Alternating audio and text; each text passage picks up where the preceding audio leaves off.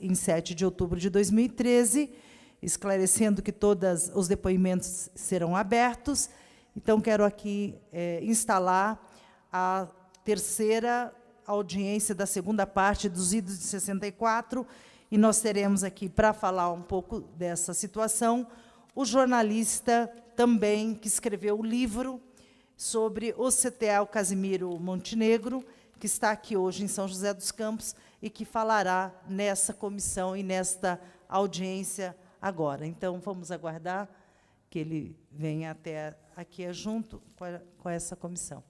Então, queria aqui, então, já agradecer, registrar novamente a Priscila Vidal, assessora da Fundação Cultural, que nos tem acompanhado, o senhor Roberto Marchetti de Abreu, do PT de Taubaté, Giba Ribeiro, do PT estadual, registrar e cumprimentar aqui os alunos da escola que está participando e trabalhando esse tema da ditadura militar. E, então, vamos receber aqui o Fernando Moraes.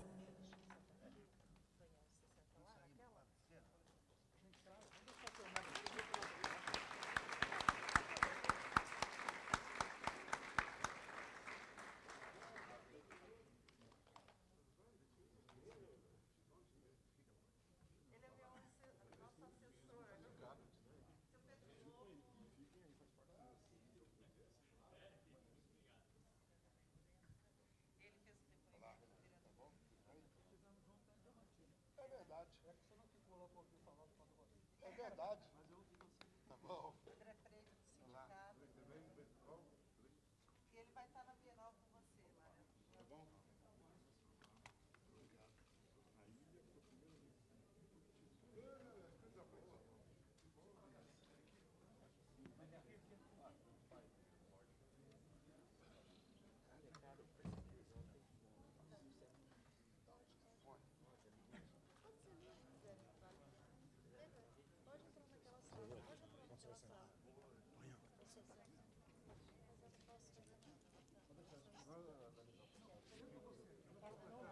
Só não esqueça de melhor esse negocinho aqui. Não esqueça de pegar aqui, senão... Não, pode deixar. Não, a plaquinha dele aqui, ó.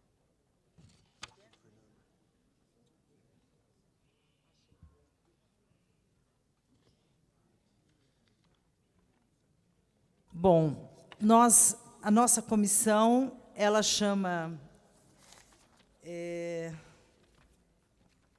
professor Michael Gardenkrau, está aqui a filha e a esposa, a primeira esposa, né? As duas, a Camila, Maria Cristina, estão acompanhando. Então, vou já passar imediatamente para o Fernando Moraes, que é autor desse livro. Os estudantes que forem à Bienal hoje, às 8 horas, ele vai autografar os livros, e o livro Montenegro, né, é um livro sobre o CTA, São José, importantíssimo. Se vocês quiserem, vai estar lá e ele vai estar autografando. Posso já passar de imediato? Tá? Então, vou passar aqui. Já falei para o Fernando, lá no auditório, que nós recebemos aqui já vários estudantes expulsos do ITA, em que consta, inclusive, no livro dele. No início, a gente até pensou da comissão ser Montenegro, mas depois, aí avaliando, né, Luiz Paulo, por sugestão, inclusive, do Luiz Paulo Costa, mas aí nós fizemos várias enquetes, várias consultas, e então ficou o nome Gardenkrau. Mas também foi cogitado de ser a Montenegro, até porque essa comissão está abordando vários aspectos, mas, centralmente, nós estamos trabalhando na questão do CTA e o ITA, porque é bastante importante e é histórico para São José. Com a palavra. Se você quiser falar. Opa.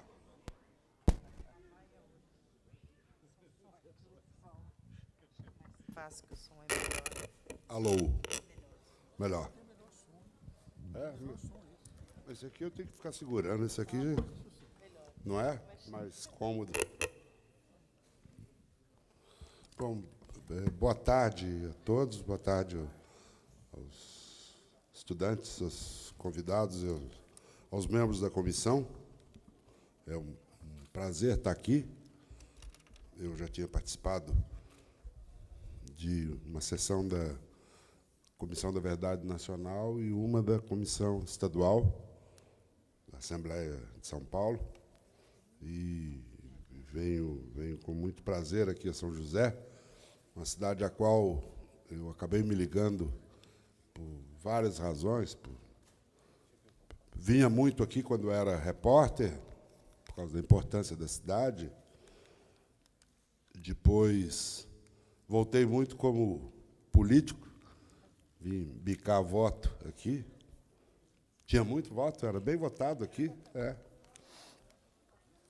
E depois voltei como autor para escrever o livro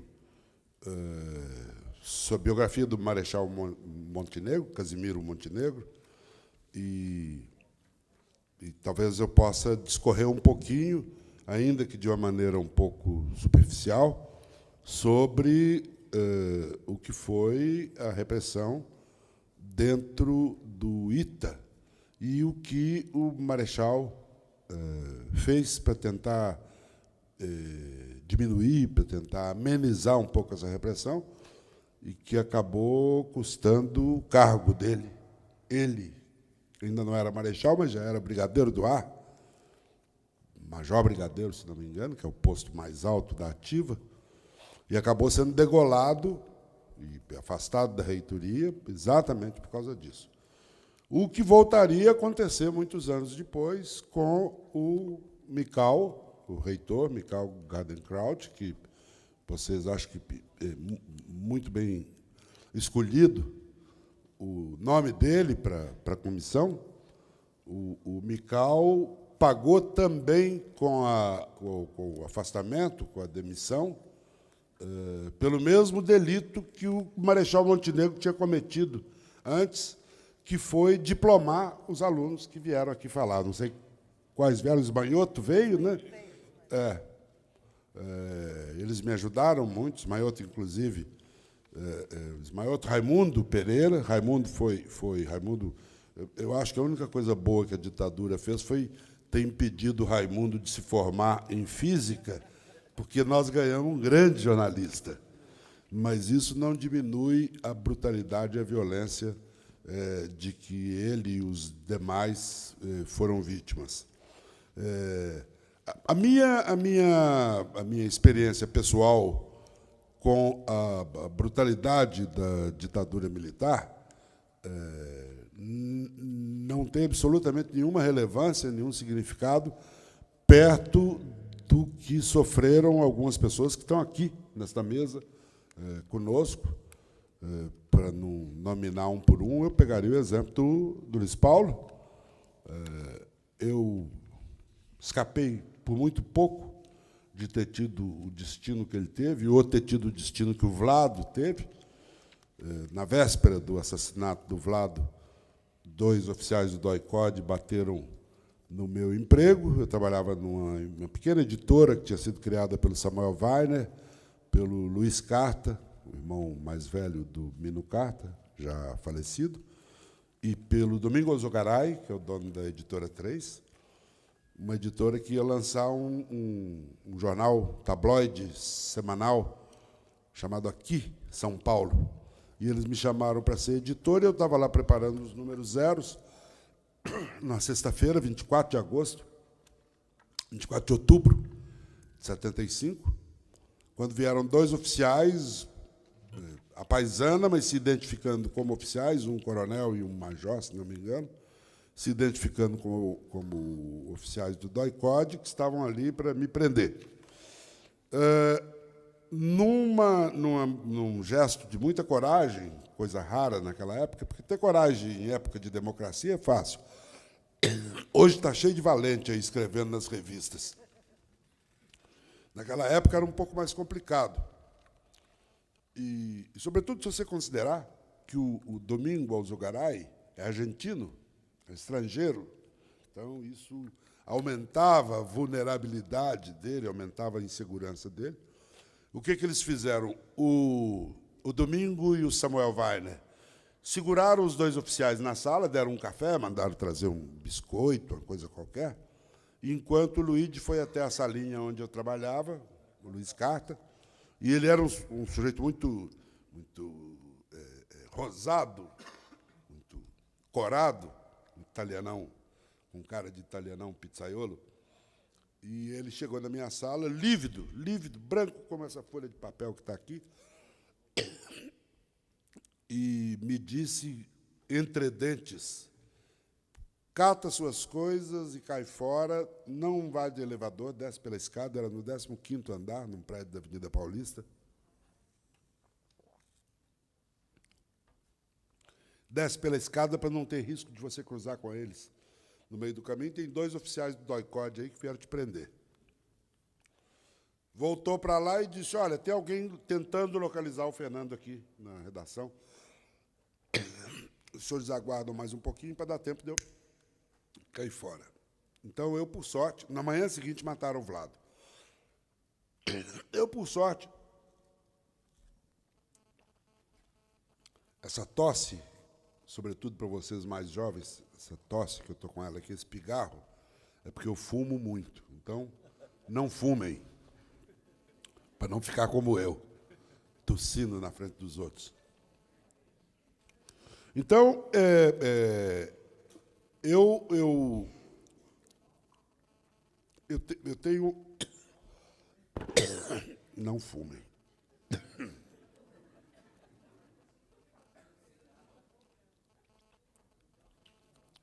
Eu poderia passar horas falando da minha experiência com a censura. Eu convivi com a censura prévia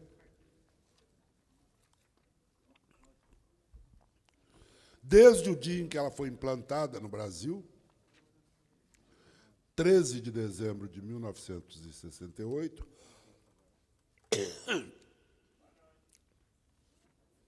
vocês estão vendo, né? Não é falta de advertência. Falta de vergonha na cara. Do dia 13 de dezembro de 1968 até o dia 2 de fevereiro de 1976, quando a censura foi extinta no Brasil, a censura prévia a jornais da grande imprensa. A censura foi mantida para os jornais da imprensa, chamada imprensa nanica, alternativa, principalmente o jornal Movimento, Pasquim, e continuou para livros, jornais, filmes, peças de teatro. Eu acho importante ressaltar a brutalidade da censura, sobretudo para vocês mais jovens, porque muita gente acha que, quando se denuncia censura, quando um jornalista denuncia censura, que essa é uma queixa corporativa. Quando uma ditadura como a nossa censura um jornal, ela não está querendo punir nem o dono do jornal, nem o jornalista, ela está querendo punir a sociedade. Ela está querendo impedir a sociedade de se informar a seu próprio respeito. Ao longo desse período, nós buscamos mecanismos os mais diferentes para tentar mostrar para o leitor que aquele jornal estava sendo censurado, coisa que a gente não podia, muito obrigado, coisa que a gente não podia fazer. Então, o que fazia? No Jornal da Tarde, a gente publicava, no lugar das matérias censuradas, a gente publicava receita de bolo, receita de doce, de chocolate, de brigadeiro. Só que não eram receitas cuidadinhas. A gente ia cortando onde dava para cortar e enfiava. E, às vezes, alguns leitores, algumas leitoras escreviam para o jornal dizendo que não tinham entendido, tinham tentado fazer em casa um bacalhau que era temperado com chocolate granulado. Na verdade, não era granulado, era tesoura, que a gente chamava de esforço de recortagem, não de reportagem. O Estadão decidiu que, no lugar das notícias censuradas, eles colocariam poemas de Camões, trechos dos Lusíadas. Na revista Veja, o Mino Carta substituía o material censurado por vinhetas de demônios medievais, pequenos diabos medievais. Cada um, à sua maneira, tentando mostrar para o leitor que a gente estava sendo vítima de uma brutalidade do regime que não era... É importante chamar a atenção, sobretudo dos jovens, para o fato de que não se tratava apenas de uma censura política. Houve em São Paulo, em 1973, se não me engano, no governo do general Médici, um surto de meningite, que estava matando as pessoas. E os jornais foram proibidos de noticiar que estava havendo que a meningite estava graçando pela cidade, e as famílias ficaram impedidas de, por exemplo, de proteger seus filhos, impedindo que eles fossem à escola, onde poderiam se contaminar. O regime não deixava passar nada. Como não havia um índex proibitório oficial, a censura acabava ficando ao sabor da decisão subjetiva de cada censor que estava metido dentro de cada redação. Então, do mesmo jeito que, num jornal, você podia, às vezes, ler uma notícia da demissão do ministro, no outro jornal você não lia. Por quê? Porque um censor daquele jornal achou que o melhor, por segurança, era não permitir que aquela notícia fosse publicada. Isso perdurou por muitos e muitos anos. E é importante também chamar a atenção de vocês para o fato de que muitos dos jornais que eram censurados tinham sido coautores do golpe militar, entre eles o jornal onde nós trabalhávamos, o Estadão. Estadão foi do Dr. Julinho, foi um dos líderes civis do golpe de 64, e depois romperam com ele. Os Mesquita romperam na noite do ato 5. Eu me lembro, nós estávamos dentro da redação do Jornal da Tarde, tinha um pequeno alto-falante parafusado numa coluna que transmitia a Rádio Eldorado, que também fazia parte do grupo. Às 7h, na hora da Voz do Brasil, o locutor oficial leu o ato 5, Dr. Julinho, o primeiro lá, o pai do Júlio Neto e do Rui, foi para a sala dele, sentou-se na sua máquina de escrever, os computadores ainda não tinham nascido, e escreveu um editorial intitulado Instituições em Frangalhos. E mandou colocar no Estadão e no Jornal da Tarde. Os dois jornais foram impedidos de circular na manhã seguinte. A Polícia Federal fechou a saída da gráfica que funcionava no subsolo do prédio, lá no centro da cidade, e nem o Estadão, nem o Jornal da Tarde daquela manhã. Por favor.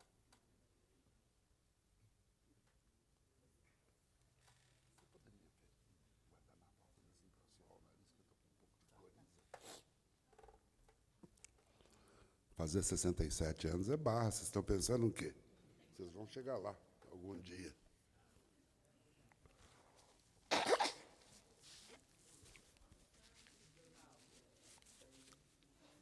Tabaco. Congestiona tudo. Daqui a pouco eu volto a tossir.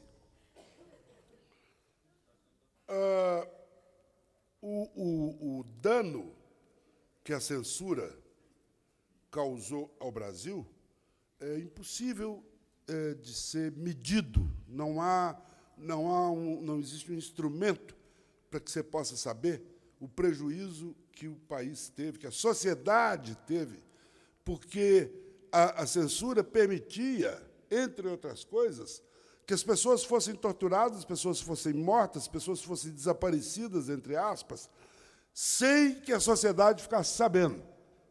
Sem que a sociedade ficasse sabendo. Eu não estou me referindo que havia jornais que eram claramente comprometidos com a tortura. Havia, por exemplo, a Folha da Tarde.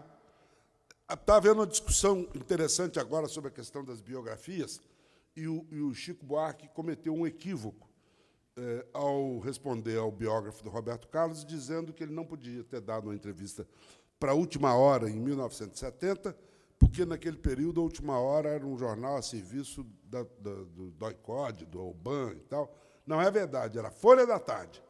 Última Hora nunca foi, nunca, em nenhum momento, apesar de ter sido do mesmo dono nessa época. O Frias, parece que de uma maneira esperta, colocou a Folha da Tarde para ser uma espécie de porta-voz dos porões. Há um exemplo, um caso escabroso do pai do Ivan Seixas, que o Joaquim, o pessoal do DOI-CODE mandou para a Folha da Tarde uma notícia de que ele tinha sido morto num tiroteio. E o jornal morreu ontem num tiroteio, papapá. Ele estava vivo ainda dentro do DOI-CODE. E eles levaram a Folha da Tarde na cela para ele, com a notícia da morte dele, e disseram, olha aqui o que vai te acontecer. Você vai morrer num tiroteio anteontem, se você não falar o que a gente está querendo que você fale.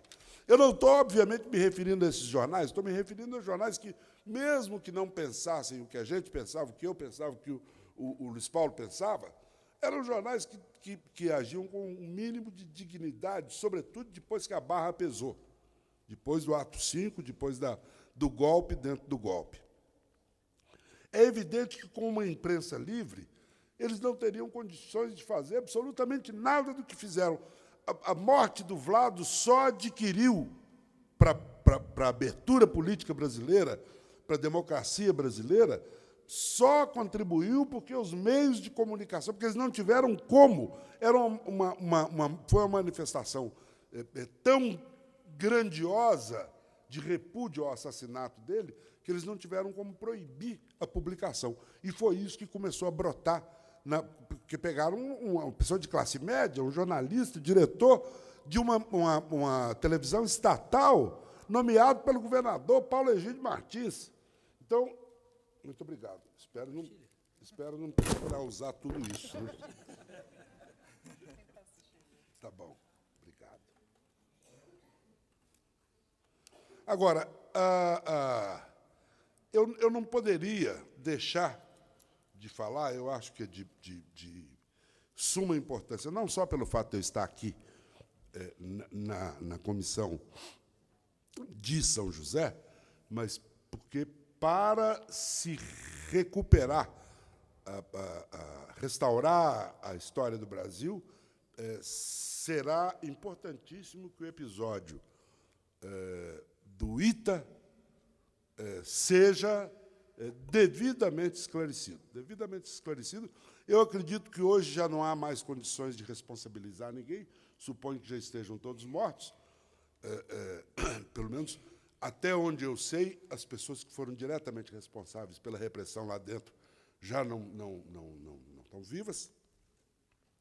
Mas é importante ressaltar que a história da criação do ITA é uma história de uma demonstração de obstinação e de valentia de um brasileiro que eu costumo chamar de um herói de carne e osso, que é o Marechal Casimiro Montenegro. Ele teve dificuldades desde o primeiro dia. Em primeiro lugar, ele era um visionário, ele era um homem que enxergava um século na frente dos outros. Eu gosto muito de usar um exemplo. Nos anos 40, quando ele começou a pensar na criação do ITA, inspirado no MIT dos Estados Unidos, eu era um garoto de 4, 5 anos, morava no interior de Minas, de família pobre, meu pai era um bancário com 9 filhos para criar, mas eu me lembro que, quando eu ia fazer xixi na minha casa, dentro do vaso sanitário, eu lia a marca, o selo, que era Twyford Civic, London. Num país que não fabricava nem privada, um país que importava até pinico, tinha um maluco aqui em São José dos Campos defendendo que o Brasil se transformasse numa potência aeronáutica mundial. Devia ser doido, né? As pessoas falam, tem que internar esse maluco. Imagina um país que importa até arame farpado, quer falar em indústria aeronáutica. Passaram-se 60 anos, os 3 maiores fabricantes de aviões civis do mundo são, em primeiro lugar, a Boeing, dos Estados Unidos, em segundo lugar, a Airbus, que é um conglomerado europeu, E, em terceiro lugar, se a gente sair daqui, 10 minutos de carro, está o terceiro maior fabricante de aviões civis do planeta, que era o sonho do Marechal Montenegro. Agora, ele enfrentou dificuldades desde o primeiro dia para criar o ITA. Por quê? Dentro da aeronáutica, não dentro do governo, é uma generalização perigosa dizer que era dentro do governo. Dentro da aeronáutica, havia uma corrente muito forte que defendia que o ITA deveria ser uma instituição para prestar serviços à FAB, para capacitação de oficiais da FAB e para funcionar como uma espécie de oficina dos aviões da FAB. O Montenegro defendia o oposto, que fosse convertido num centro de produção de conhecimento para toda a sociedade brasileira e não apenas para os militares. Porque a posição do Eduardo Gomes, por exemplo, era oposta. Era que aquilo ali deveria ser, não era uma coisa para civil, não era uma coisa para vocês, que poderão ir estudar lá muito em breve. Essas dificuldades foram se acumulando ao longo do tempo e variavam de acordo com o ministro da Aeronáutica que estivesse no poder. Alguns foram mais liberais, outros foram mais duros, mas ele nunca deixou de ter dificuldades para tudo. Para contratação de professores, porque isso aqui era uma Babel, isso parecia uma Assembleia Geral da ONU. Tinha professor da China, da Europa Oriental, do Japão, dos Estados Unidos. Onde tivesse um físico importante, onde tivesse um matemático importante, onde tivesse, ele mandava buscar, com salários altíssimos, e com todas as dificuldades de se trazer alguém que morava na China, que morava do outro lado do planeta, para trabalhar aqui. E isso prevaleceu graças à obstinação dele. Mas isso ia acabar custando caro, porque os choques dele com vários ministros, em momentos diferentes da história do ITA, acabaram colocando ele como uma pessoa difícil. Ah, não, mas o Montenegro é um camarada difícil. Não tinha nada de difícil, ele simplesmente queria fazer as coisas como as coisas tinham que ser feitas. E ele era um sujeito com uma história muito bonita. Ele tinha participado da Revolução de 30, já como piloto. Ele ajudou a bombardear Juiz de Fora, em Minas Gerais, que era o último foco de resistência a Getúlio, quando os gaúchos começaram a subir para o Rio de Janeiro, e criou o Correio Aéreo Nacional. Então, ele era um sujeito que se abastecia de desafios e resolveu peitar todos os ministros, peitar o presidente da República, e era um sujeito que tinha muita influência social. Então, ele, por exemplo, num dos apertos mais duros, já depois do golpe de 64, quando começaram as cassações, quando começaram as perseguições, ele se lembrou de que o dono do Jornal do Brasil, no Rio de Janeiro, que na época era um dos jornais mais importantes do país, ao lado do Estadão, Globo e Folha não tinha nenhuma importância, nenhuma relevância, ele descobriu que o Nascimento Brito, dono do jornal, era piloto, ex-oficial da FAB, e tinha sido piloto de caça na Itália, na campanha da FEB, né? na Itália, e chamou o Nascimento Brito para vir visitar o ITA e contou para ele, disse, olha, estão querendo comer os esquerdistas, professores e estudantes, estão querendo desfigurar o ITA e tal, e a gente precisa do apoio do Jornal do Brasil. No dia seguinte saiu um editorial, que eu reproduzo no meu livro, um editorial assinado pelo Nascimento Brito, pedindo um basta, sabe, dando uma dura no Castelo. O presidente era o Marechal Castelo Branco, dando uma dura no Castelo. Armaram um encontro secreto do Montenegro com o Marechal Castelo Branco, sem o ministro da Aeronáutica saber, sem o superior hierárquico dele, que era o Eduardo Gomes, de quem ele foi amigo a vida inteira. Você vê que ironia, né? Ele foi, o Casimiro Montenegro foi o sujeito que ensinou o Eduardo Gomes a pilotar avião. Então, eles tinham uma ligação fortíssima, mas foram se distanciando cada vez mais por causa do ITA, por causa da concepção do que deveria ser o ITA. Montenegro irredutível na ideia de que o ITA tinha que ser aberto para toda a sociedade. E o Eduardo Gomes defendendo que o ITA fosse algo para atender apenas à Força Aérea Brasileira. Depois do golpe de 64, essas dificuldades se agravam e aí começam as cassações. Então, pinça um professor, obriga um professor, eu reproduzo, tem uma carta que eles obrigam, o negócio é um auto de fé da Inquisição. Eles obrigam um professor, não me lembro qual deles, o documento está no livro, obrigam um professor a fazer uma declaração por escrita, assinada em papel oficial, dizendo que ele não era comunista, que ele era cristão e que acreditava em Deus. Foi o Sequiri? Sequiri. Já falou 2 vezes nessa comissão. Então, isso dá a vocês uma medida do que era, do grau de obscurantismo desse regime. Se obrigar um camarada a sentar na máquina de escrever e dizer o seguinte: eu não sou comunista, eu sou cristão e eu acredito em Deus. Isso é Inquisição pura e simples. Torquemada fazia isso, se chama auto de fé. Depois, nós, comunistas, inventamos a autocrítica, que é uma versão marxista do auto de fé, mas que é semelhante. Agora, você fazer autocrítica espontaneamente, não há nada, ao contrário, isso é uma virtude. Agora, ser obrigado a dizer que você não tem convicção assim ou assado, que pensa assim ou assado, dá uma medida do que era a brutalidade do regime, que piorou muito, porque, em relação ao período do Castelo Branco, que nós vivemos, depois do ato 5, com um pedaço do Costa e Silva, um pedaço da junta militar e o governo Médici, perto deles, o governo do Castelo Branco era uma Suécia, era uma Noruega, né? Eles se preocupavam até em apurar a tortura, não puniam os torturadores.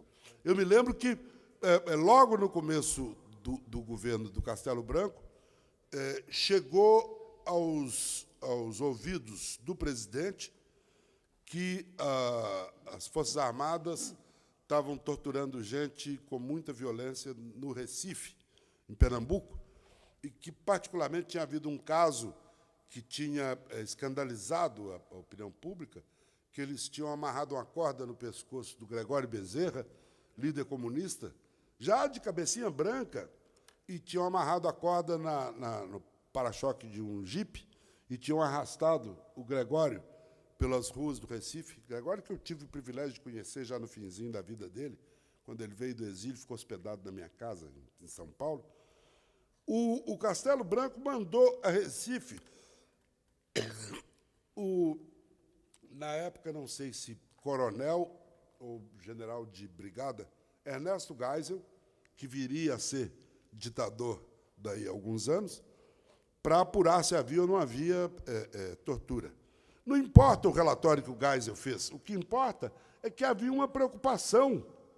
O presidente da República ouviu falar que tinha tortura em Recife, ainda que isso fosse uma pantomima, uma encenação, mostrava que alguma preocupação eles estavam tendo com isso.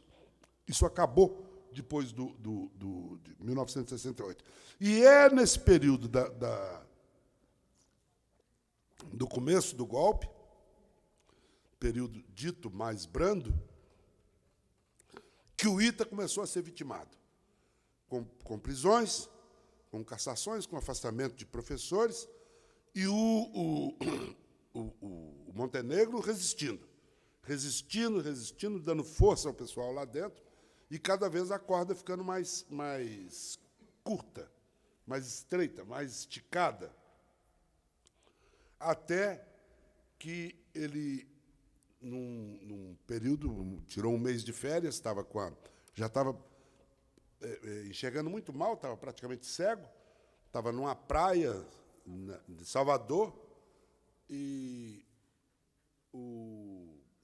Osíris, na época capitão, Osíris Silva, foi encarregado de levar a notícia a ele de que ele tinha sido demitido e que já tinha sido nomeado para o lugar dele um novo brigadeiro, que foi encarregado de fazer a política de terra arrasada. O brigadeiro Castro Neves.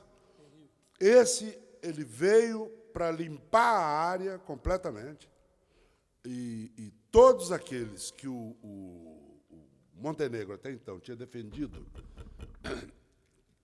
com o preço, pagando, sabendo que podia pagar o preço do cargo, de ter que entregar o cargo dele, apesar de ser brigadeiro do ar, foi lá dizer que ele tinha sido demitido e que o Castro Neves tinha sido nomeado. É aí que, entre outras muitas violências de que o ITA foi vítima, que acontece o afastamento dos... Eles foram 7, se não me engano, alunos. Alguns já estiveram aqui, o Esmanhoto teve, Raimundo parece que Raimundo não veio.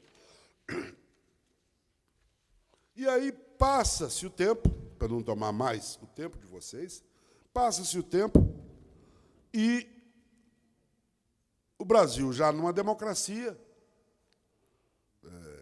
dirigida por políticos de um partido progressista, esse país...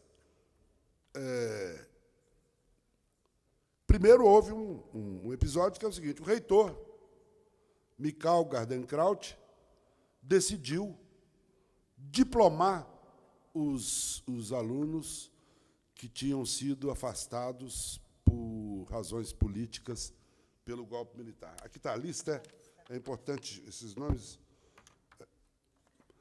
Luiz Maria Guimarães Esmanhoto, Luiz Gilvan de Meira Filho, Ezequiel Pinto Dias, César Simões Salim, Gilcio Amaral Martins, Luiz Ocar de Melo Becker, Raimundo Rodrigues Pereira, que é o nosso querido Raimundão, Raimundo Teodoro Carvalho de Oliveira, Frederico Birchal de Magalhães Gomes, Hermano Tavares, Zé Roberto Arantes de Almeida, irmão do Arantes, e o Mário Tocoro, João Yutaka Kitahara, Silvio Roberto de Azevedo Salinas, o Salinas, professor Salinas, claro, físico. Professores, o Marco Secchini, que é o tal que teve que fazer o auto de fé, jurar que não era comunista, o Arpe Procópio de Carvalho, o Smul Jacó Goldberg, Cuba, famoso professor Cuba, e o Pompeia, Paulo Zaulus Pompeia, pai do Guto Pompeia. O reitor resolve diplomar os alunos que tinham sido afastados e que, portanto, não tiveram condições de terminar o curso. E foi uma coisa bonita, uma cerimônia muito séria, sem provocação, não teve em nenhum momento uma atitude de revanche, de vendetta, mas de limpar um pouco a biografia do ITA. Não a dele, Mikhail, nem a dos alunos, mas limpar a história do ITA, ou seja, diplomar os perseguidos. E uma coisa inacreditável, num país absolutamente democrático, o reitor foi degolado, o reitor foi demitido por causa disso. Alguém pode dizer que isso é um grão de areia no oceano, uma gota d'água no oceano, que foram as barbaridades que o Brasil viveu. E algumas das pessoas sofreram na pele. Não é uma figura de retórica, muitas delas estão aqui na mesa, mas, de novo, falo do Luiz Paulo. Agora, por mais que isso seja apenas uma gota d'água no oceano das atrocidades da ditadura, é essencial passar essa história limpo. É essencial lavar, aproveitar o bom exemplo dado pelo Mikhail, que empresta o nome, que, infelizmente, morreu tão jovem, e que empresta o nome a essa comissão. É importantíssimo seguir o exemplo do Mikhail. Vocês da comissão têm a obrigação de desenterrar essa história com todos os nomes. Com nomes dos perseguidos, nós já sabemos quem são. Precisa saber quem foram os perseguidores. E isso vale, esse princípio vale para tudo, para todos os delitos cometidos pela ditadura militar. Todos. Todos. É preciso, sim, identificar os autores e os mandantes. A gente tem que tomar o exemplo da Argentina, os nossos vizinhos argentinos. Os torturadores argentinos, os membros da junta militar argentina, já tinham sido anistiados pelo Menem. Legalmente, eles não tinham que prestar mais conta nenhuma à justiça. Voltou, a justiça anulou a anistia que foi concedida a eles pelo Menem, reabriu os processos, e o general Rafael Videla, Jorge Rafael Videla, foi condenado à prisão perpétua, ex-presidente da República, que já tinha sido anistiado, que vivia em liberdade, foi condenado à prisão perpétua, foi preso e morreu 2 meses, 3 meses atrás, na cadeia, com 90 anos. É esse o caminho que nós temos que seguir. Não adianta. Essa história... Outro dia eu vi uma representante da Comissão de Direitos Humanos da Presidência da República, se não me engano. Eu fui a Macapá participar da instalação da Comissão da Verdade do Amapá, presidida pelo governador, que é um garoto, o Camilo Capiberibe, que nasceu no exílio, nasceu no Chile, o pai estava exilado, e hoje é governador do Amapá. E eu estava lá na apresentação, na instalação da Comissão da Verdade, e uma funcionária, uma senhora, funcionária do Comissão de Direitos Humanos, não sei se da Presidência ou do Ministério da Justiça, ela usou uma expressão que me pareceu muito adequada a essa situação que a gente vive. Você só pode virar uma página de um livro depois que você leu. Você não pode virar a página sem ter lido. Então, antes que a gente vire essa página horrorosa da ditadura militar, a população tem que ter o direito de ler o que aconteceu ali. Não é vingança, ninguém quer vingança, nenhum. Eu não conheço ninguém que seja movido pelo sentimento do ódio. Não é isso. A única maneira da gente impedir que tragédias como essa se repitam com vocês, com seus filhos, com seus netos, é agora esclarecer tudo isso. Enquanto a gente não souber o que aconteceu, a gente não sabe direito o que aconteceu, a gente não sabe quem mandou, quem não mandou, até que ponto o general Orlando Geisel, que era o chefe da Casa Militar do Médici, que parece que foi o grande estimulador da repressão no Brasil inteiro, até que ponto ele teve responsabilidade direta em assassinatos. E o coronel Golberindo Couto Silva. Há uma campanha que eu tenho feito em São Paulo, tenho insistido com os vereadores. Está cheio de nome de rua e de avenida, nome de torturador em São Paulo. É uma vergonha quando a gente sai daqui, sai da Trabalhadores e entra na Marginal, a gente passa debaixo do viaduto do Caveirinha, do general Milton Tavares de Souza, que era conhecido como Caveirinha, que era um assassino.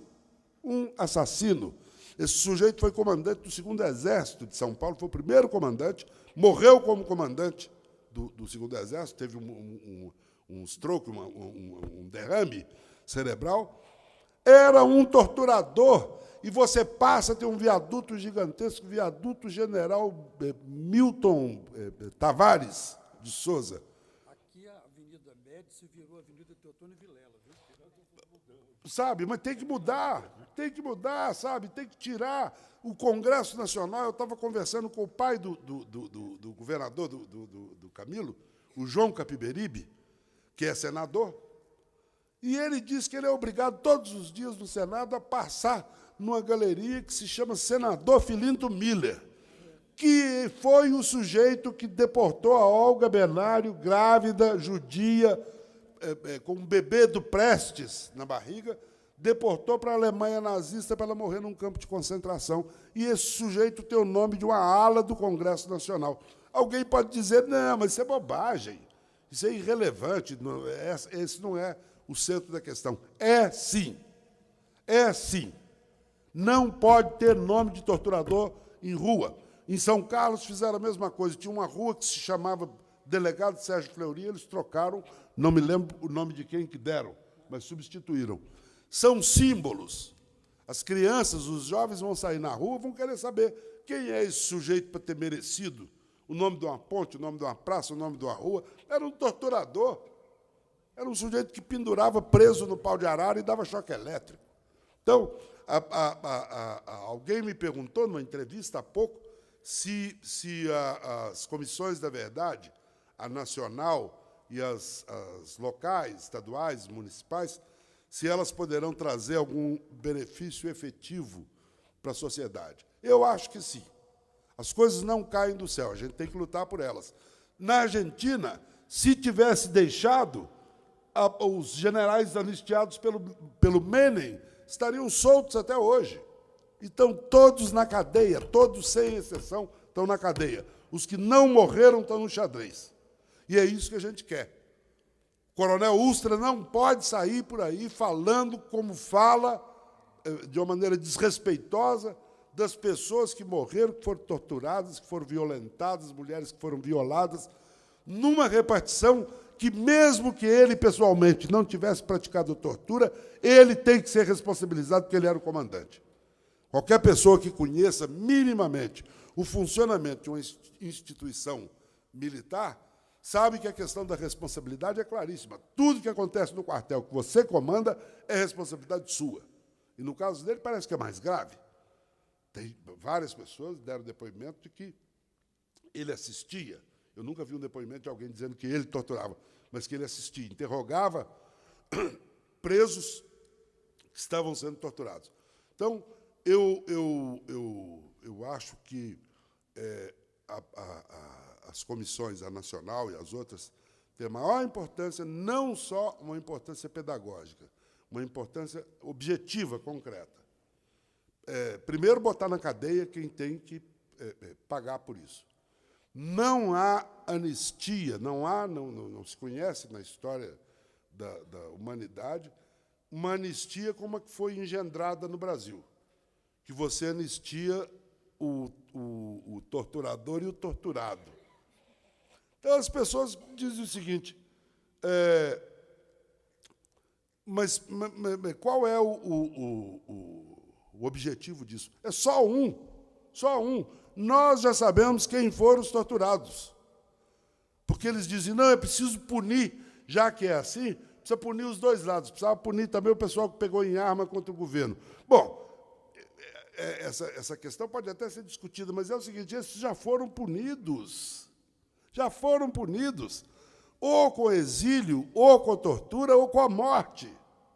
São quantos mortos? São 100 e tantos mortos que o Brasil tem, um saldo horroroso. Então, do nosso lado, a punição já existiu. Nós temos que punir agora os que nos impuseram, a nós, ao Brasil, essa brutalidade.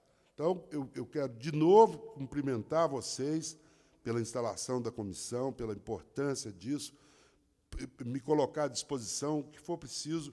Eu, na Assembleia Legislativa, eu tinha ido dar um depoimento, depois eu voltei, porque surgiu o negócio do Zé Maria Marim, da ligação do Marim com o DOI-CODE, com o apoio dele ao DOI-CODE, eu fui lá para dizer que, além disso, precisavam levantar a denúncia de que um outro deputado, Vadielu, teria emprestado o lugar onde as pessoas eram torturadas, um sítio nas imediações de São Paulo, para onde o DOI-CODE levava as pessoas para serem torturadas. Não sei se é verdade, mas tem que apurar. Tem que apurar. Então, o que precisar, em todos os sentidos, que eu puder ajudar, contribuir, eu estou à disposição de vocês. Tá bom? Muito obrigado. Obrigada, Fernando. Tem uma questão no seu livro que é bastante importante. Seu livro não está aqui porque está na minha casa, não consegui trazer. Eu fiquei procurando na hora do almoço. Não, até a noite eu vou lá. Mas tem um aspecto importante. Eu queria que antes registrar o professor Milione, que foi Armando Milione, que foi uma pessoa extremamente importante, trabalhou com o professor Mical, que ele que visitou todos os alunos, os professores, que é do grupo de sábado, né? Articulou todo esse processo. Ele já esteve na comissão, está aqui hoje, e está aí à nossa disposição, a sua. Eu queria aqui, tem um aspecto que está no livro, que é sobre a proposta do Casimiro Montenegro, que o ITA fosse uma fundação, né? Eu acho que esse é um tema, na medida em que nós estamos na democracia e o CTA continua dominando, e os militares definindo, inclusive, a estratégia ideológica, né, isso seria de uma importância bastante grande. Então, queria que você abordasse isso para a gente pensar sobre essa situação, ou que a nossa comissão, pelo menos no relatório, apresente essa perspectiva, leve para Brasília, discuta com o ministro da Educação, que está investindo muito aqui, o MEC, Mercadante, está investindo muito no ITA, mas que a gente possa ter aí, desvincular o ITA do CTA. Então, queria que você abordasse isso, até porque a gente já discutiu, mas muito rapidamente, essa questão. A tentativa do Marechal Montenegro de transformar o ITA numa fundação era mais uma busca para se libertar do controle das Forças Armadas, e particularmente da Aeronáutica. Quando eu falo das Forças Armadas, é porque, durante um pequeno período de funcionamento do ITA, ainda não existia o Ministério da Aeronáutica. Existia só a Força Aérea Brasileira. Um breve período. Depois passou a responder diretamente ao Estado-Maior da Aeronáutica. A tentativa do Montenegro de transformar o ITA numa fundação era exatamente para cortar esse garrote que impedia o ITA de ser uma instituição aberta para toda a sociedade. É evidente que por ser uma instituição pública, estatal, ela tem que responder, como todas as outras instituições, a todos os sistemas de controle, de Tribunal de Contas, o diabo. Ele não era isso, ele não pretendia nada. Mas aí tinha, na verdade, dois objetivos. O primeiro era livrar-se, com a fundação, ele estaria livre do controle das Forças Armadas. O segundo é que ele era um inimigo mortal da burocracia. Mortal. Então, ele ficava desesperado com a lerdeza com que um papel andava dentro da administração pública. Tem uma passagem anedótica, mas muito engraçada, que ele conta aí, que ele trouxe, que eu conto no livro, que ele contou, os familiares dele me contaram. Ele contratou um professor, veio da Europa, acho que um francês, se não me engano, que era um homem muito alto, media 2,10 metros, 2 metros, E o professor chegou e as camas que eram utilizadas nos dormitórios do ITA, nos alojamentos dos professores, eram camas padrão, cama que deve ter, sei lá, 1,90 m. E o professor tinha 2,10 metros, 2,15 metros. E o Montenegro despachando ordens internas, dizendo que era para construir uma cama de 2,20 metros, para poder acomodar o professor francês. E o tempo ia, o tempo passava, e o professor dormindo encolhido, porque a cama não saía, porque não podia, porque o padrão, porque a BNT, as normas técnicas e tal, a cama tem que ter tanto e tal. E ele foi se enchendo com aquilo, foi se enchendo, e um dia, quando ele pegou um memorando, 10º memorando interno, lá que disseram que não podia mudar o padrão das camas, ele põe um despacho embaixo dizendo o seguinte: ok, de acordo, então tratem de serrar as canelas do professor em 15 centímetros para que ele possa caber nas camas aprovadas pela BNT. Então, esse pânico que ele tinha da burocracia, dessa coisa horrorosa, que você não consegue fazer uma cama 20 centímetros mais longa para receber um professor, você imagina no resto das coisas. Se não consegue fazer uma cama, computador. Ele contrabandeou um computador, ele botou 2 oficiais, pilotos, para sair daqui de São José, foram aos Estados Unidos, trouxeram um computador que era um negócio do tamanho de uma geladeira. Essas coisas que vocês carregam na mochila hoje, há 50 anos atrás, era do tamanho de uma geladeira, um computador. E eles foram aos Estados Unidos, hoje você carrega na mão. É isso. Era do tamanho de uma geladeira.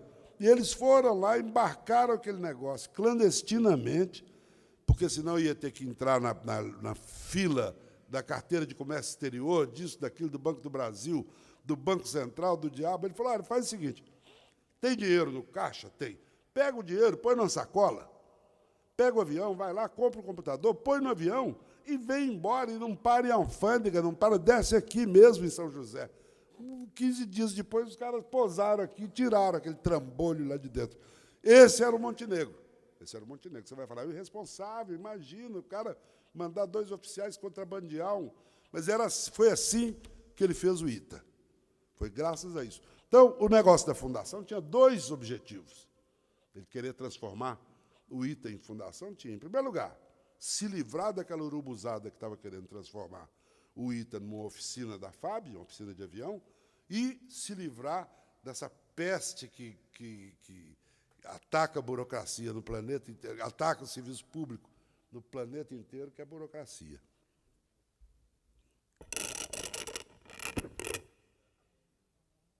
Alguma pergunta? Vamos abrir aqui a mesa. Luiz Paulo.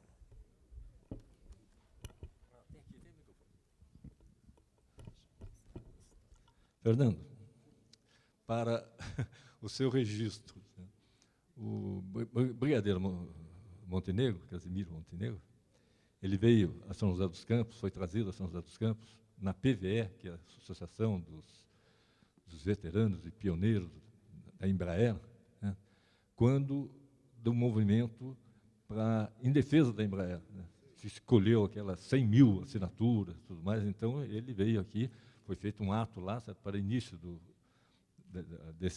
desse abaixo-assinado, que correu o país, né, e foi fundamental, certo, nessa mobilização até para a preservação da Embraer, né, porque nos países, indústria aeronáutica existe privadas e estatais, mas nenhuma delas independe do aporte do governo. Certo? Em todas elas, o governo está presente. Certo? E era esse o objetivo, realmente, de mostrar a importância da indústria aeronáutica, certo? Para o país, naquele momento. E ele veio a São José dos Campos, e eu fui convidado a participar desse ato, certo? Eu era vereador na época, aqui na Câmara Municipal, né? Estava lá, quando um oficial de ordens dele se aproximou de mim e disse assim, olha, o brigadeiro Casimiro Montenegro quer que você sente ao lado dele. Eu tinha sido expulso do CTA, certo?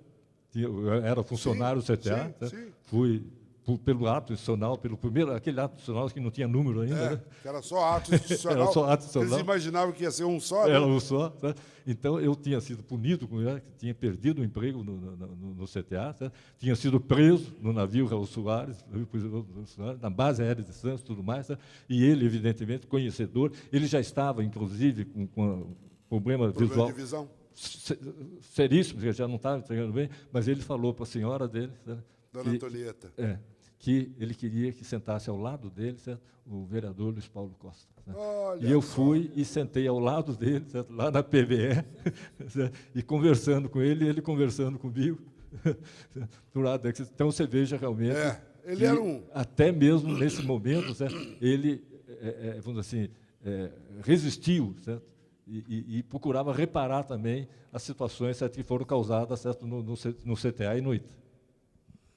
Ele dizia que o momento, o choque maior que ele viveu em toda a sua vida, sua longa vida, ele morreu já muito idoso, foi quando ele soube que havia oficiais da aeronáutica envolvidos em tortura, particularmente o brigadeiro Bournier, envolvidos em torturas e em ameaças de atirar em alto mar presos políticos vivos.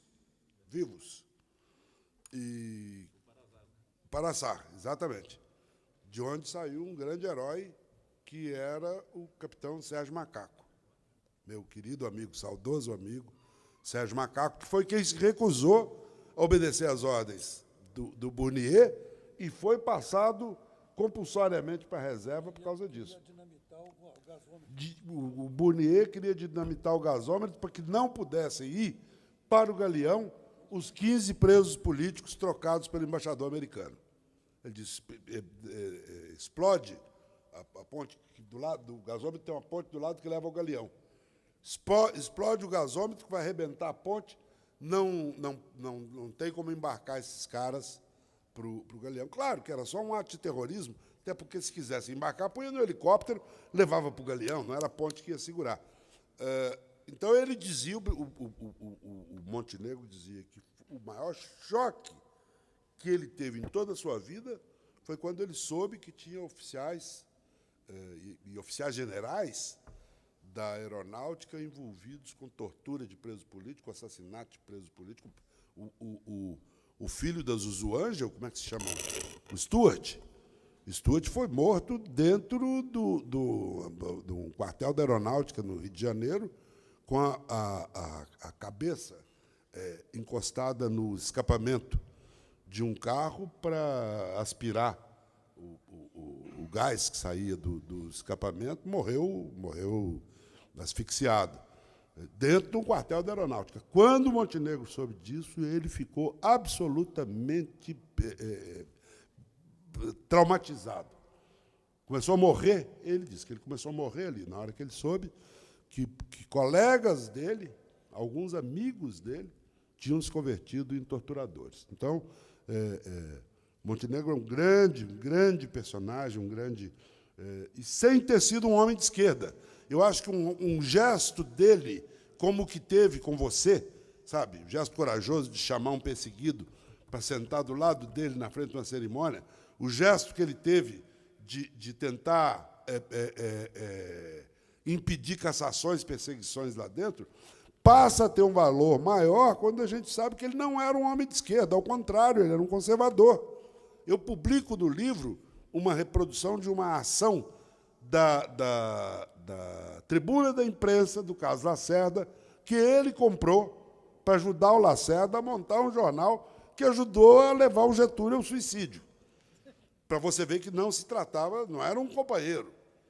Agora, o fato dele ter sido um homem conservador, eu acho que só valoriza mais ainda a coragem dele de defender perseguidos políticos, defender comunistas, defender gente de esquerda. Amélia, gostaria de fazer uma colocação, é uma constatação. Em 2004, nós criamos a Associação Brasileira de Cultura Aeroespacial, uma organização não governamental em parceria com o próprio CTA. E a família do Montenegro, aí em 2004, resolve doar o seu acervo particular para o memorial. A mesma atitude toma a família do brigadeiro Paulo Vitor. E o que a nossa instituição civil percebe, que nós ficamos 5 anos dentro do memorial administrado com um convênio com o DEPED, é um sentimento dos militares que saem, que não é uma coisa de gratidão para uma instituição que ele deixa lá a sua vida toda. É o contrário, é um sentimento nada positivo. Assistir à saída, à reforma de alguns militares, assim, extremamente magoado com a instituição que ele dedicou o amor e a própria vida. Então, acho que é uma coisa assim, que eu observei, de estar presente dessas pessoas, e uma constatação. Está certo. Queria fazer uma observação também. O Fernando fez menção aqui, vocês devem ter prestado atenção, mas foi muito breve, de um documento importante que a Comissão da Verdade Nacional tentava conseguir e não achava, que é o tal relatório que o provavelmente coronel Ernesto Geisel tinha ido a Pernambuco para verificar se realmente estariam acontecendo torturas lá.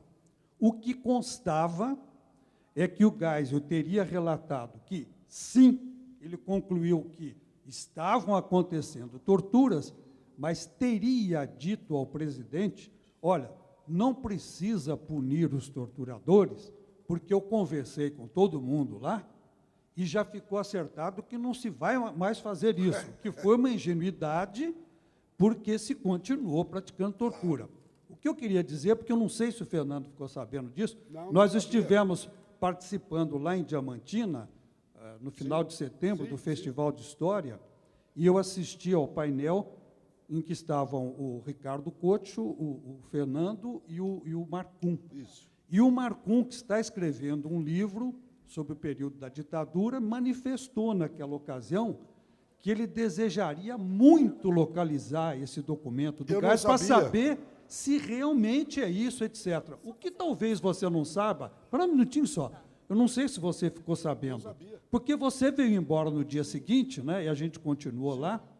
No dia seguinte, eu estava junto com o Marcum, e no painel em que participou a historiadora Heloísa Stalin, que é assessora da Comissão Nacional da Verdade, ela comunicou que encontraram o documento. O relatório. Tem o relatório agora. Ah, que beleza, eu não sabia. É. Mais uma razão para defendermos a existência e o funcionamento das comissões da verdade. Acabou. Esse exemplo aqui é absolutamente eloquente. Queria convidar o prefeito Carlinhos de Almeida, que acabou de chegar, para veio saudar aqui o Fernando de Moraes. Queria agradecer aos professores da escola, alunos da escola Dorival Monteiro. Eu queria passar o certificado depois para vocês, e esse livro aqui, eu vou passar para um professor, que eu vou comprar aqui depois com LAC, mas vou deixar na escola, na biblioteca, para vocês... Tá, então, pode pegar aqui, só pegar o... E o do Fernando Moraes, hoje à noite eu comprando, eu passo para a escola também, como para a biblioteca, esses 2 livros, porque são de 2 autores que estão aqui. Do caso, Fernando, a capa é esse, ele é tão grosso como, do Pedro e os Lobos. Aí vocês, na escola, fazem um rodízio, fazem um grupo, tá? O que a gente puder aqui na Câmara, não é proibido xerocar, mas aí a gente ajudar vocês a estarem no grupo discutindo os 2 livros, vamos fazer, tá bem? Vou passar aqui...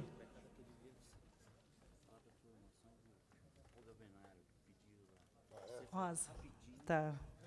Dá um.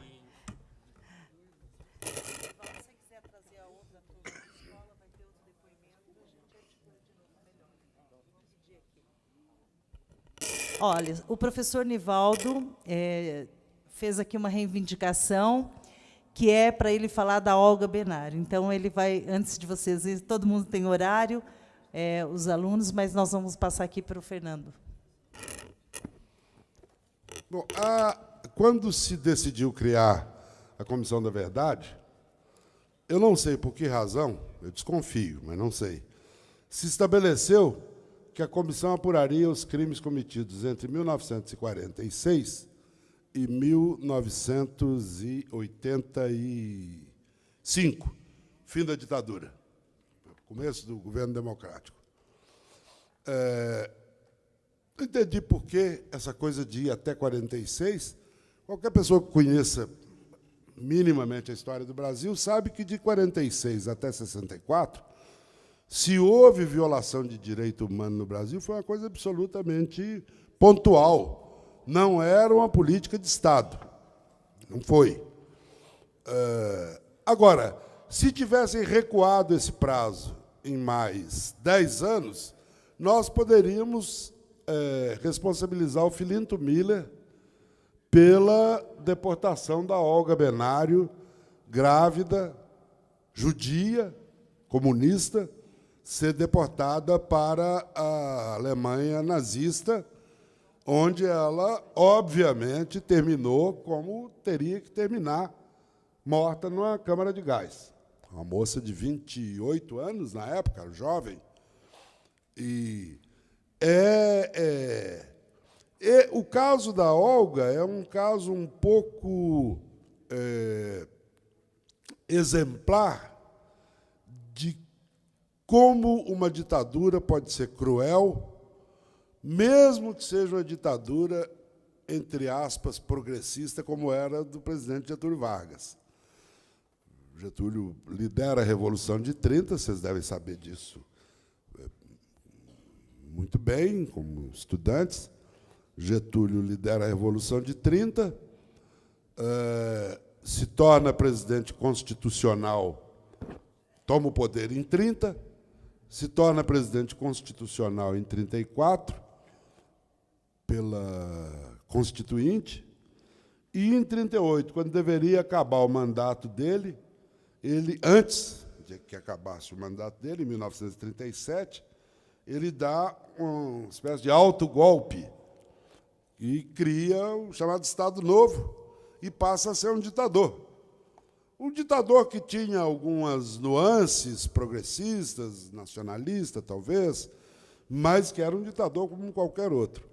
E que tinha, sob as suas ordens, um homem que a história mostra que ele talvez mandasse torturar mais por prazer do que por convicção, que era o Filinto Miller. Porque, da mesma maneira que o Filinto manda a Olga para a Alemanha nazista, em 1936, 2 anos depois, em 1938, ele vai reprimir o movimento dos Galinhas Verdes, dos integralistas de extrema-direita, liderados pelo Plínio Salgado, depois que eles tentam tomar o Palácio Guanabara, que era a sede, que era a residência do presidente da República, que obriga o Getúlio com a sua família a resistirem de arma na mão, de metralhadora na mão, ele, Getúlio, Alzirinha, a filha dele, que eu entrevistei, já bem velhinha, contou que metralhadora na mão para resistir ao putsch dos Galinhas Verdes.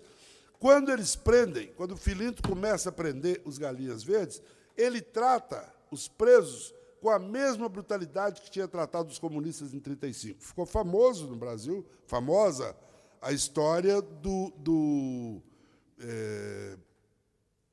Severo Fournier. Severo Fournier, tenente Severo Fournier, cujas unhas foram arrancadas, uma por uma, com alicate, pela polícia de quem? Do Filinto Miller, o mesmo que tinha deportado a Olga, comunista. Então, às vezes, eu acho que esse caso do Filinto, que é o responsável direto, o presidente da República teria que ser responsabilizado também. Mas é preciso considerar uma outra coisa que, nesse momento, talvez tenha uma importância adicional, que é o seguinte: nós todos agora, nos últimos meses, talvez de alguns anos para cá, começamos a nos familiarizar com uma instituição brasileira chamada Supremo Tribunal Federal.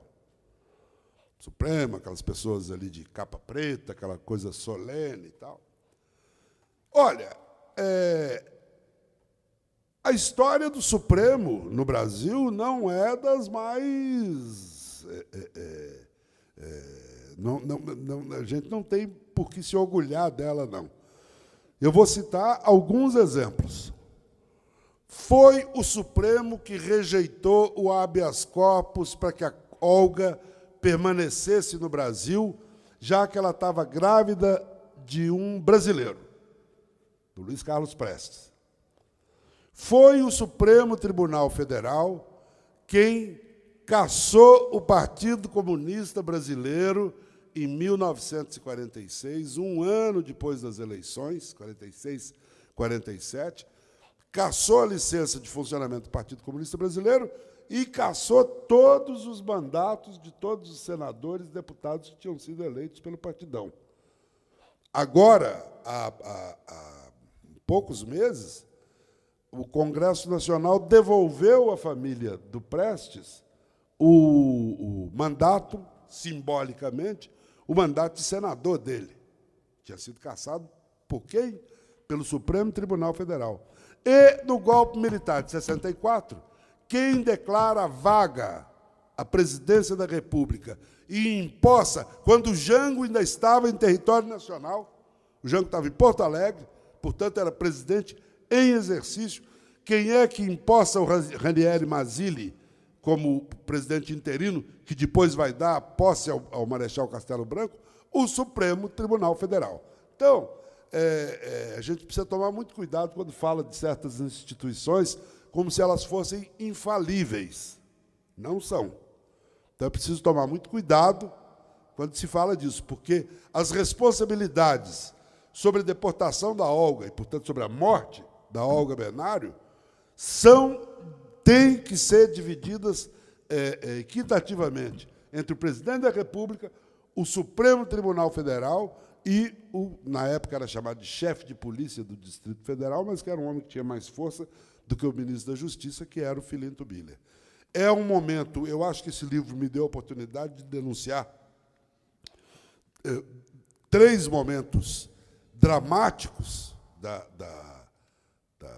história, não só do Brasil, mas da história da humanidade, que é o nascimento do nazismo na Alemanha, a brutalidade da repressão, a xenofobia, o antissemitismo e a brutalidade da repressão brasileira no Estado Novo e a pusilanimidade do Supremo Tribunal Federal e, de novo, a barbaridade que já era o nazismo na Alemanha a partir de 1900. Quando começou a guerra, fundamentalmente é quando começa a Segunda Guerra Mundial, que o Terceiro Reich se torna particularmente mais selvagem, embora tivesse sido desde o começo.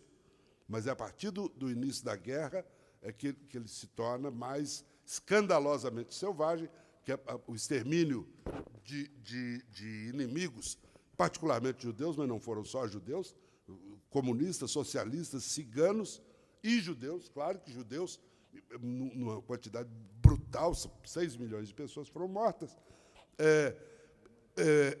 Eu, quando escolho um personagem para escrever um livro, em geral, me agrada que seja um personagem cuja história permita contar um pouco da história com H maiúsculo, que é o caso da Olga. Você pega a Alemanha pré-Hitler, Brasil do Estado Novo, pusilanimidade, covardia do Supremo e a barbaridade da perseguição aos judeus na Alemanha nazista. É uma história extremamente comovente. Eu me envolvi, já que vocês pediram para falar um pouquinho disso, eu me envolvi muito com o personagem. À medida que eu ia pesquisando, eu ia como se estivesse adquirindo uma afeição por ela. E o dia que eu fui visitar a câmara de gás onde ela foi morta, eu me emocionei muito. É uma cidadezinha pequenininha no interior da Alemanha. Eu fui lá e fui a uma floricultura no centro da cidade, comprei um ramo de flores e levei para deixar lá dentro do lugar, que era uma espécie de um banheiro desses banheiros de escola, assim, um banheiro coletivo, que, na verdade, no lugar onde deveria sair água, no chuveiro, saía gás, e as pessoas morriam asfixiadas. E aí tem uma passagem que também me comoveu muito, porque, em frente a esse lugar onde a Olga foi executada, existe uma escolinha de 1º grau. E os alunos estavam saindo e viram a mim lá com as flores na mão, criancinhas, com a professora, e perguntaram o que eu estava fazendo ali. E eu, um alemão macarrônico meu, consegui explicar, na verdade, para a professora que eu estava fazendo um livro sobre a Olga, e elas sabiam. Aliás, a história tem que ser bem contada. A escola se chama Escola Olga Benário, a escolinha de crianças. Então, as crianças vieram ver o escritor que estava fazendo um livro, de um brasileiro que veio do outro lado do planeta para escrever um livro sobre a mulher que dava o nome da escolinha delas, que tinha morrido em frente. Eu fiquei ali conversando com as crianças, com enorme dificuldade. Aí a professora, uma mocinha, falou, as crianças querem te dar... Falava em alemão ali, eu não entendia, 90% que falava. As crianças estão pedindo para te dar um presente que tem aqui na sala de entrada da escola. E foi lá dentro e voltou com um busto do Lenin, de bronze, que está até hoje na minha casa. Quem for o meu escritório, onde eu trabalho, está lá o busto do Lenin. Escola primária Olga Benário Prestes. Puseram o sobrenome do Prestes, uma coisa que pouca gente usa, Olga Benário Prestes, em Bernburg. Na antiga ainda, no tempo que era a Alemanha Oriental, República Democrática Alemã, antes da unificação. Então, foi uma história que me comoveu muito. Eu me emociono muito quando falo da história da Olga, porque eu acho que é muito difícil você juntar tanta coisa forte, tanta emoção forte num personagem só. Primeiro, porque ela era uma mulher destemida, uma mulher independente. Independente, hoje, as feministas falam muito com o meu apoio, minha mulher feminista me obriga a ser feminista, dos direitos das mulheres.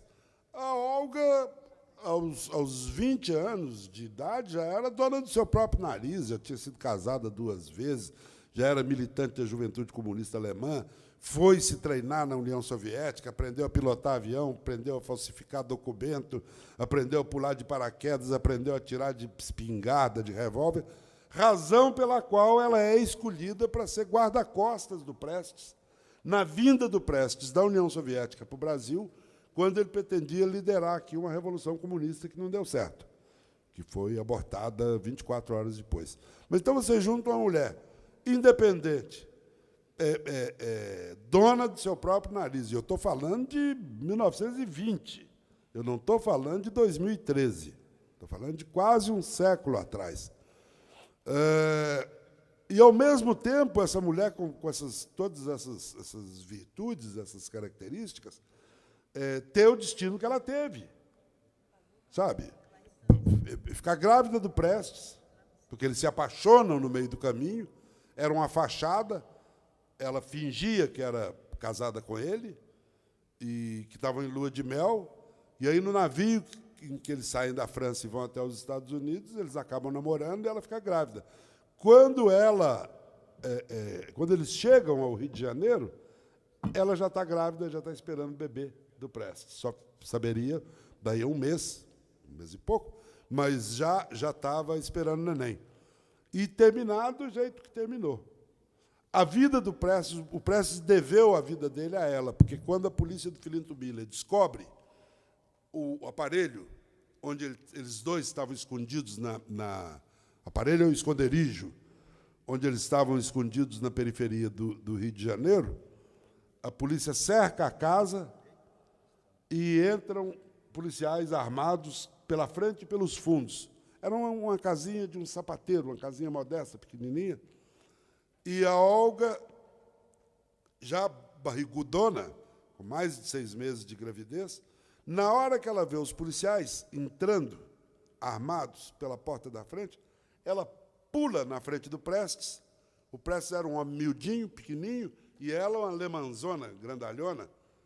Ela pula na frente do Prestes, com os caras armados de carabina, de metralhadora, não sei do quê, e o choque, o impacto dos policiais que estavam procurando o Prestes não sabiam que ele estava casado, e muito menos que ele estava casado, porque a mulher estava grávida. O choque dos policiais de pular aquela mulher loura, de olho azul, grandalhona, bonita, pula na frente, barriguda, e diz para os policiais: não atirem, que ele está desarmado. Não atirem, não atirem. E aquilo ali salva a vida do Prestes, colocando em risco a vida dela e a vida do bebê. Já era um bebê de 6 meses, 7 meses. Então, é uma história que é daquelas histórias que a gente diz que é um presente para o autor, porque é forte demais. Se o Gabriel Garcia Marques tivesse inventado essa história, se um ficcionista tivesse inventado a história da Olga, alguém ia dizer: pô, mas o cara pesou a mão aqui, né? O cara exagerou, né? Isso não pode ser verdade.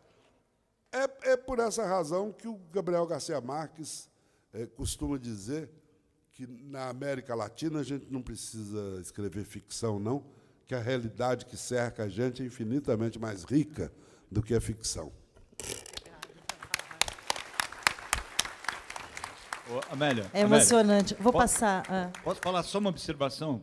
Eu me apaixonei pela Olga lendo o relato dele. Então, metade é o personagem, metade é o escritor. Porque teu livro é fantástico, cara. É lindo, né? O livro dele é fantástico e maravilhoso. Ele soube passar o personagem. Eu me emociono de lembrar da Olga, porque eu não assisti o filme. A única imagem que eu tenho era do teu livro. Já recomendei para milhares de meninas de 15, 16, 17 anos. Falou, aqui está um exemplo de uma mulher de verdade. Eu sou apaixonado por ela, por sua causa. Você é o culpado. Vou passar aqui para o prefeito. Os alunos estão se retirando porque tem horário. Queria aqui passar para o Carlinhos antes. Bom, boa tarde a todos, a todas. Eu queria, rapidamente, né, em primeiro lugar aqui, cumprimentar a Câmara Municipal, a vereadora Amélia, né, o Tonhão Dutra, por essa iniciativa de reunir essa Comissão da Verdade. Parabenizar todos que estão participando. Dizer que eu, às vezes, acompanho pela TV Câmara, né, e realmente é um resgate importante da nossa história, da história do Brasil.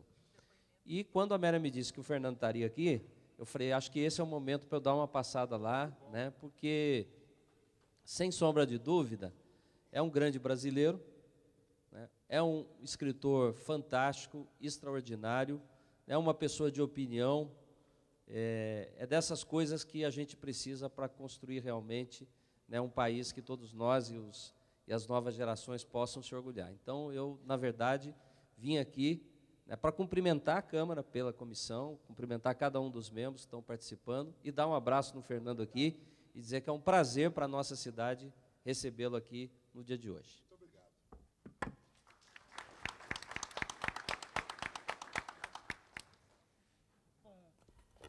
Eu não sei se alguém mais.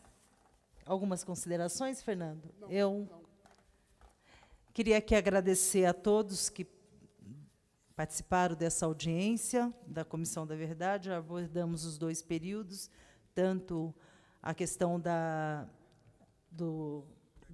imprensa e a ditadura. Quero aqui agradecer a todos os jornalistas. A gente já documentou uma série, recebemos uma série de documentação, e essa segunda fase também com o Fernando Moraes, e agradecer a todos que estão aqui. A próxima audiência deixa eu ver. Qual é a segunda fase, a próxima é os idos de 75 no ITA e na cidade, né? Então, a próxima audiência que nós estamos organizando, dia 18, continua às 9 horas. Aqui é um problema, viu, Luiz Paulo, porque eu acho que era melhor à tarde, mas estão agora passando para de manhã, porque como as audiências elas demoram, aí o cerimonial da Câmara quer mudar, mas fica essa para as 9 horas. A próxima audiência então, os idos de 1975 do ITA. Então, a todos, muito obrigada, agradecemos a você, Fernando, que é um prazer enorme. Espero que nosso relatório aponte essas questões. Vamos voltar à próxima a discutir o ITA, mas é bom que o prefeito também nos ouça, que nós aqui falamos um pouco da abordagem que ele fez no seu livro, que o Casimiro queria que fosse uma fundação, né? Então, nós pretendemos terminar esse relatório, entregar com uma comissão do ITA, essa comissão que esteve aqui, que foi anistiada, que o vice-presidente da República, que entregou o documento para eles, que essa comissão vá junto com a gente entregar o relatório em Brasília e dizer ao ministro da Educação que nós queremos o ITA fora do CTA. Essa é uma questão que eu acho que por isso que o nosso nome é esse, para a gente ter uma meta também. E eu acho que isso vai ser bom para a democracia, bom para o Brasil e bom para todo mundo. Obrigada.